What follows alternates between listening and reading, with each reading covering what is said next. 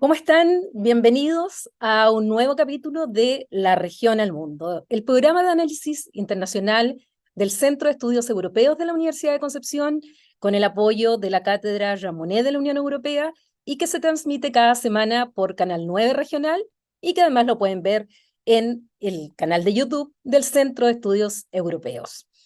Hoy día este capítulo es muy especial porque junto con quien vamos a conversar, les contamos que estamos desde Berlín. Así es que, y justamente el tema tiene que ver con Alemania y tiene que ver particularmente con lo que está pasando políticamente en este país. Bueno, me encuentro con Thomas Sparrow, quien ha sido invitado nuestro. Hemos participado en varias actividades del Centro de Estudios Europeos, quien es periodista, además fue corresponsal de la BBC en Estados Unidos y actualmente trabaja en la Deutsche Welle en inglés y además en France 24 en español. Así es que gracias, Thomas, Un placer. por recibirme también aquí en Berlín y conversar un poco de lo que está pasando en Alemania. Y está pasando mucho, Paulina. Muchas gracias por la invitación y un placer estar con ustedes para hablar de lo que está pasando en Alemania, sobre todo lo que ha estado pasando en los últimos días y en las últimas semanas. Es una crisis gubernamental que se evidencia de verdad en muchos temas. La coalición de gobierno formada por tres partidos, por los socialdemócratas que están a la cabeza, con los verdes y los liberales, no se pueden poner de acuerdo en una cantidad de temas que afectan a la población alemana, y el partido que se está beneficiando de esa crisis gubernamental es nada más y nada menos que Alternativa para Alemania, también llamado AfD, que es un partido descrito como populista de ultraderecha, que está registrando cifras récord de aprobación en las encuestas, que además logró sus primeros puestos de elección popular, puestos menores, puestos locales, sin embargo, puestos que igual mandan un mensaje muy grande, y para los partidos llamados tradicionales un mensaje muy preocupante. De eso seguramente, Paulina, vamos a estar hablando hoy. Por cierto, antes de que empecemos, no es un asunto solamente alemán. Si uno mira lo que ha sido escrito como el auge de la ultraderecha, uno lo ve en muchos partidos de la Unión Europea, en muchas regiones y en muchos contextos distintos, pero por supuesto el contexto alemán es uno, y también podemos hablar de eso, un contexto bastante particular dentro de la Unión Europea, en especial por el tema de la historia alemana. Así es. Por eso que quiero partir justamente por lo último. ¿Qué significa para Alemania con toda su historia, con todo el peso que tiene detrás por las responsabilidades atribuidas y lógicamente que tiene en las guerras, en el periodo entre guerras? Lo que significa que un partido como Alternativa para Alemania se presente hoy día la encuesta, la última encuesta que la miraba hoy día o ayer, o sea, con un 20% por sobre el SPD, que es el Partido Socialdemócrata y que está en el gobierno, y sobre, bajo unos puntos de lo que es la derecha tradicional o el partido que era de Angela Merkel, la CDU o Democracia Cristiana Alemana. ¿Qué está pasando, Tomás? ¿Por qué se está dando esto?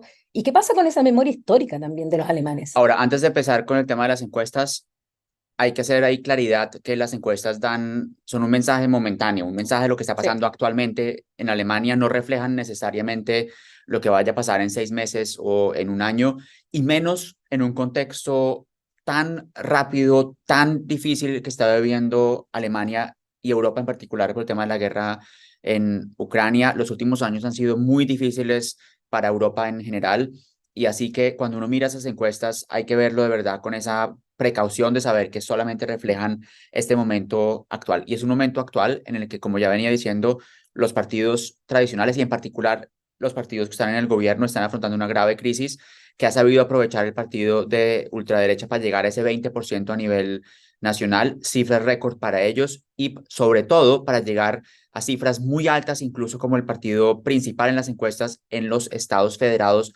del este del país, en lo que antes de la reunificación alemana era Alemania Oriental. Podemos también hablar de eso en algún momento, por qué específicamente en el este del país el AfD tiene más popularidad que en el occidente o en general en el país, pero eso obviamente envía un mensaje de preocupación para los partidos tradicionales, entre otras cosas por lo que tú mencionas también, porque en Alemania se creía antes de la llegada de la AfD que no podía haber un partido de ultraderecha muy exitoso simplemente porque Alemania había aprendido de su historia, porque Alemania sabía que eso era demasiado arriesgado para aceptar. Lentamente en Alemania se han dado cuenta que ese fenómeno que se ve en otras partes de Europa de los partidos de ultraderecha, pues también tiene una presencia en Alemania, una presencia, digamos, un poco menor que en otros países de la Unión Europea, donde partidos que también son considerados populistas de derecha han incluso llegado al poder o están en coaliciones o tienen un papel un poco más relevante que la AfD, que siempre ha sido de oposición a nivel federal.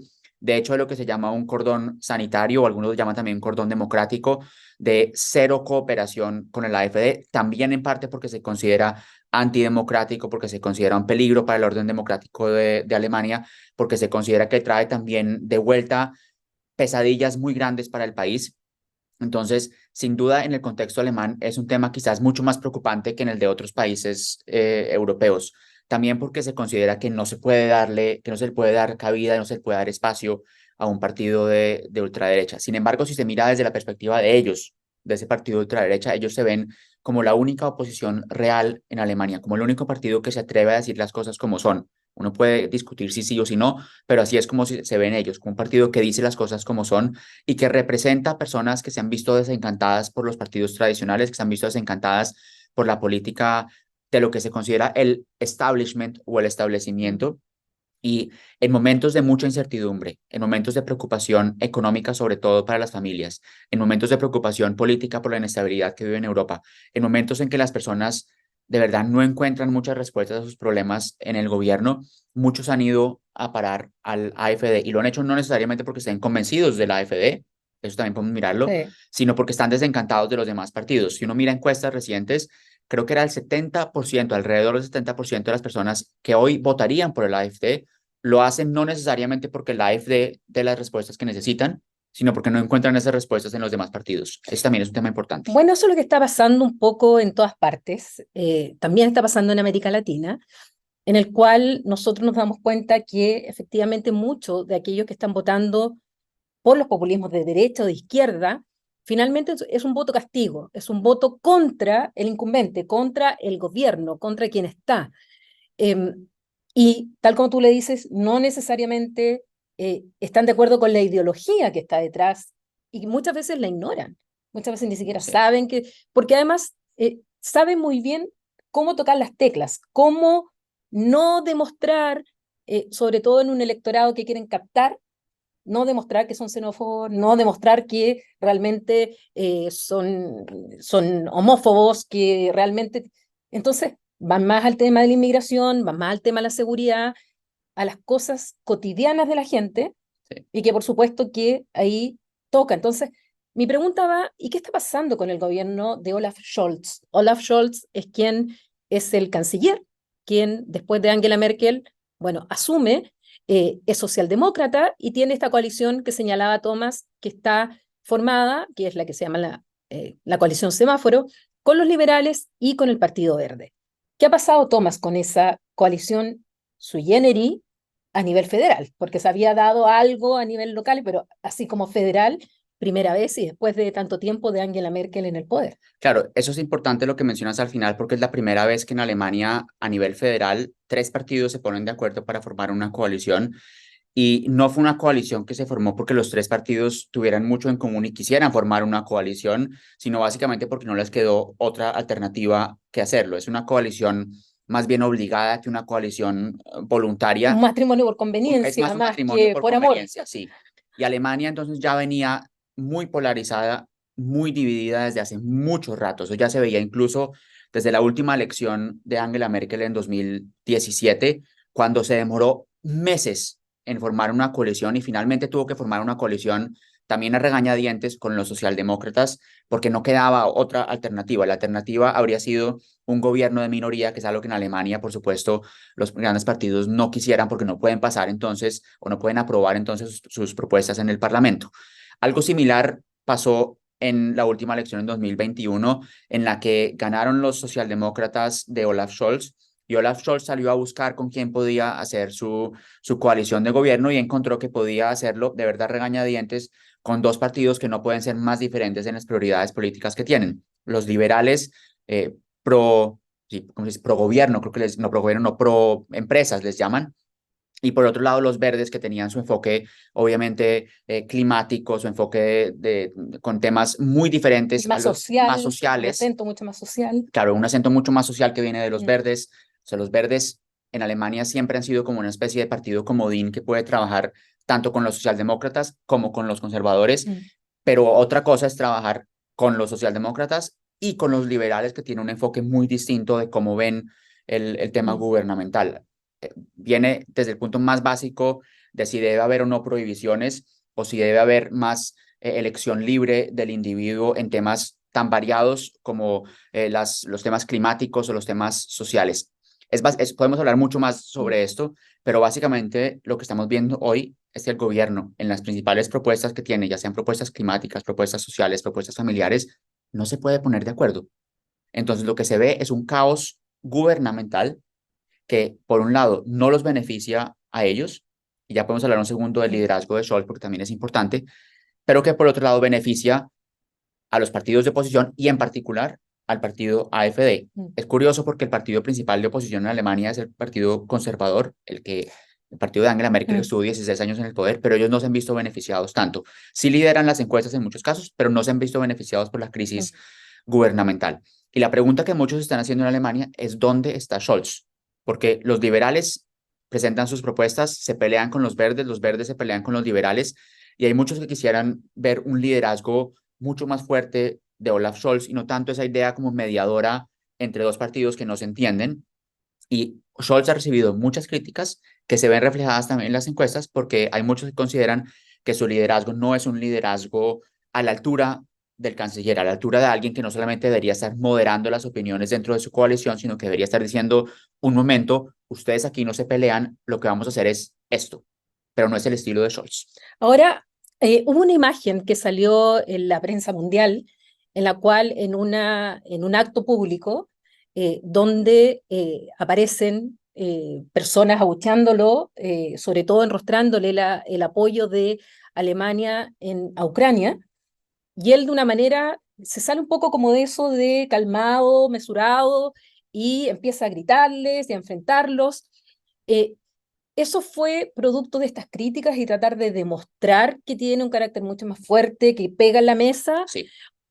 Ya, desarrollemos entonces ese sí, antes de darle la otra hipótesis, porque veo que claramente eso fue. Sí, o sea, Scholz ya venía recibiendo muchas críticas por ese estilo un poco conciliador. Scholz no es el político más elocuente ni más emotivo, es uno que es un político muy inteligente, un político que sabe moverse entre los diferentes partidos, es un político con mucha experiencia, fue vicecanciller, fue ministro de Finanzas, fue alcalde de Hamburgo, pero no es necesariamente el más elocuente cuando se trata de presentar sus propuestas, sus banderas políticas, y se le ha pedido, eso por lo menos es lo que uno escucha, que trate de hacerlo sobre todo en momentos en que recibe mucha oposición directa, por ejemplo, en mítines políticos o por ejemplo en momentos en que se encuentra con el electorado, y ese es un ejemplo de lo que precisamente Mm. ocurrió en ese momento, y el hecho de que haya sido tan viral, el hecho de que haya sido tan comentado en Alemania refleja precisamente Y que Scholz, fuera. y fuera, refleja que Scholz no es el tipo de político que habla muy fuerte, pero en ese momento vio la necesidad de hacerlo porque no es solamente los temas, digamos, más locales que han generado tanta controversia, el tema de si los padres reciben o no dinero al tener hijos, o una ley que está en discusión sobre temas de calefacción verde, de energía verde. Hay muchos temas muy locales que son muy controversiales, pero también mirando hacia afuera, el tema del apoyo alemán a Ucrania no es un tema que está exento de controversia, sobre todo porque hay un sector de la población, no mayoritario, pero sí un sector de la población que ve de manera muy crítica que Alemania se involucre militarmente en la guerra en Ucrania, precisamente porque Alemania, también por su historia, se había prometido durante muchas décadas, y lo había hecho también con relativo éxito, no involucrarse de manera muy activa en conflictos ajenos y sobre todo no involucrarse de manera activa, de manera militar en conflictos ajenos, Mm. con la excepción, claro, que Alemania tiene, y eso siempre me lo preguntan cuando hablo en programas, Alemania tiene una industria armamentística muy fuerte y ha mandado armas a muchos países, incluso países que tienen situaciones de conflicto, pero oficialmente desde el gobierno la política era de mucha restricción y de mucho cuidado, y eso cambió cuando Scholz llegó al poder, que coincidió con el comienzo de la guerra en Ucrania. Y al Scholz le costó mucho trabajo o sea, lograr el apoyo de la población alemana que era muy reticente a esa idea, luego sí lo apoyaron un poco, pero que ven que la guerra en Ucrania sigue, que no hay una solución a la vista, que no hay un interés diplomático también a la vista, aunque muchos entienden que no puede haber una solución diplomática bajo las condiciones actuales, pero sí hay un sector que ve que Alemania debería tener un poco más el rol que tenía antes, que es también una especie de puente europeo con Rusia. Y eso es importante también mencionarlo. Antes de la guerra en Ucrania, Alemania jugaba en Europa una especie, como ya dije, de puente de comunicación con Rusia, muy criticado por Estados Unidos, muy criticado por otros países en Europa, pero que Alemania consideraba que era importante porque era una manera de mantener canales de comunicación con Moscú, así no estuvieran de acuerdo en los puntos en los que discutían. De ahí que Alemania durante mucho tiempo tuviera relaciones comerciales fuertes con Moscú. La palabra clave aquí es Nord Stream 1 y Nord Stream 2, el gasoducto que ya no está en funcionamiento.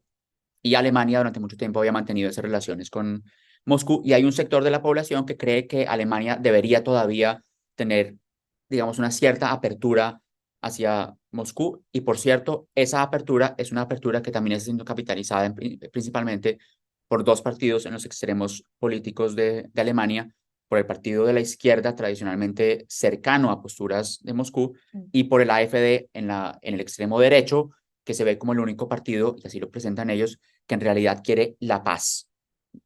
Está en discusión qué significa esa paz, pero son los que se presentan como los que quieren la paz en momentos en que el gobierno alemán favorece enviar armamento a Ucrania como parte de esa coalición internacional.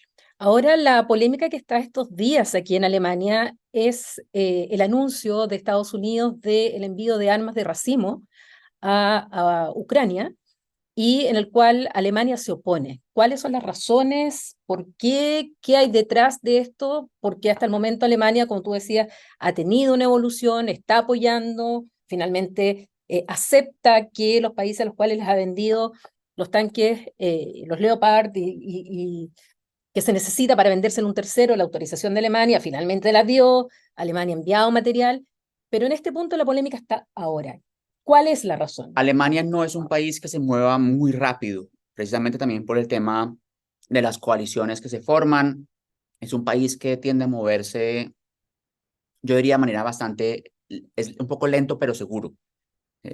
Muchos lo describen, A los franceses eso los volvía los locos, volvía sobre locos, todo sí. Sarkozy Es en su una momento. especie de potencia reticente. Yo lo he Mm, descrito así, creo que incluso en alguno de los programas que hicimos mm. antes lo describía así.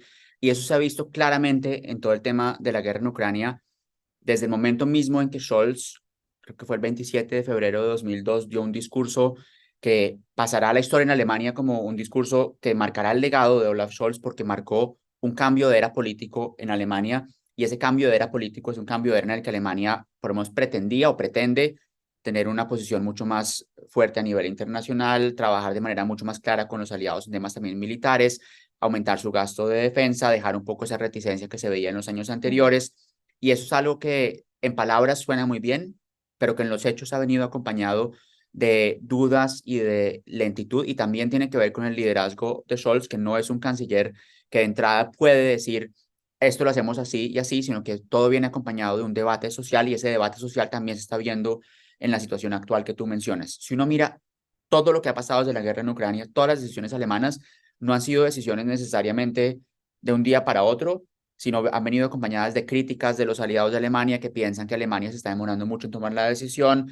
Luego se genera un debate al interior del gobierno, se genera un debate con la oposición, se genera un debate social y luego Scholz o alguien en el gobierno anuncia que Alemania sí está dispuesto a dar el siguiente paso, que puede ser entregar primero armas defensivas a Ucrania, luego entregar los tanques, luego entregar lo siguiente. Así que cuando uno entiende cómo funciona Alemania, uno, por un lado, puede ver que hay muchas críticas de los aliados que creen que va demasiado lento, pero es parte del sistema político alemán demorarse tiempo antes de tomar decisiones, sobre todo porque uno, tienen que venir acompañadas de cierto apoyo político y dos, porque tienen que venir acompañadas de un gran debate político dentro de la coalición de gobierno donde hay tres partidos que, como ya expliqué, en muchos casos no se entienden.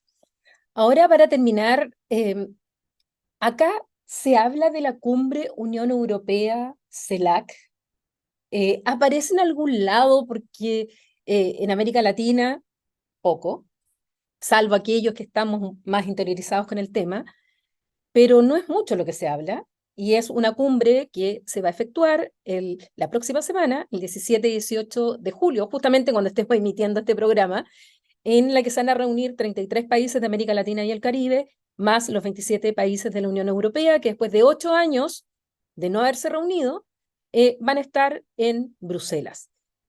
Aquí se habla algo, es tema, ¿hay alguna postura que, al menos dentro de un público más informado, eh, se haya comentado, discutido? O sea, lo primero y quizás algo decepcionante para América Latina es que América Latina no necesariamente es una región prioritaria para Alemania, muy a mi pesar, porque me gustaría que Alemania tuviera un interés mucho mayor en América Latina. Pero dicho esto, yo creo que sí hay un interés creciente de Alemania de tener una relación con América Latina que está marcada, por un lado, por un interés legítimo de tener una relación mayor, pero también por otro lado, por una necesidad que tiene Alemania y que no solamente tiene Alemania, sino que tienen varios países europeos en momentos de crisis energética en Europa, donde ven que América Latina puede ofrecerles algunos de los recursos que necesitan, hidrógeno verde, o en el caso también, digamos, de Colombia, carbón, o también hay otros tipos de energías que necesitan o de materiales que necesitan. Antes de hablar de eso, hablamos también del litio, un tema muy importante, especialmente en el sur de